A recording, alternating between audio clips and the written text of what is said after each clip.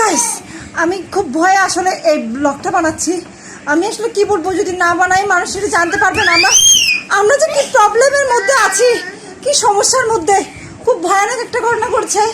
আমি রাঙামাটি তবছড়িতে আছি, খুব ভয়ানক, কি বলবো, অ্যাকচুয়ালি খুবই প্রবলেমের মধ্যে আছি আমরা।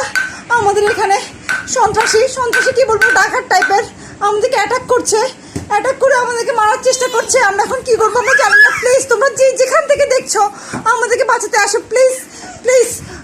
আমি এখন আমাদেরকে যে সন্ত্রাসীতে লাঠি ছোড়া নিয়ে আমাদেরকে মারতে আসছে তার ছবি আমি তোমাদেরকে দেখাবো। আমি এখন তোমাদেরকে তার ছবি, তোমরা যদি দেখে রাখো তোমরা অনেক সেফ থাকবে। প্লিজ তোমরা যেখানেই আছো দরজা বন্ধ করে রেখো, প্লিজ সেফ থেকো। আর এই সন্ত্রাসীটাকে দেখলে কখনোই তোমরা দেখো আমার মেয়েটা ভয় চিৎকার করছে, তোমরা প্লিজ সন্ত্রাসীকে দেখো। এই যে সন্ত্রাসী লাঠি ছোড়া হাতে, এই যে লাঠি হাতে সন্ত্রাসী আমার ঘরের ভিতর আমাদেরকে ডিস্টার্ব করতেছে, পূর্ণাকে ধরে মারতেছে। এই তো সন্ত্রাসী দেখো, পূর্ণাকে ধরে মারতেছে, পূর্ণাকে ধরে মারতেছে।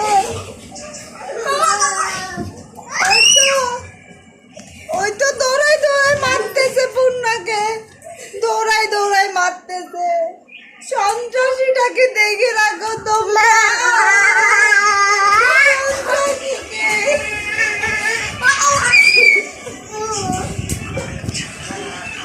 ওকে গাইস, বাই।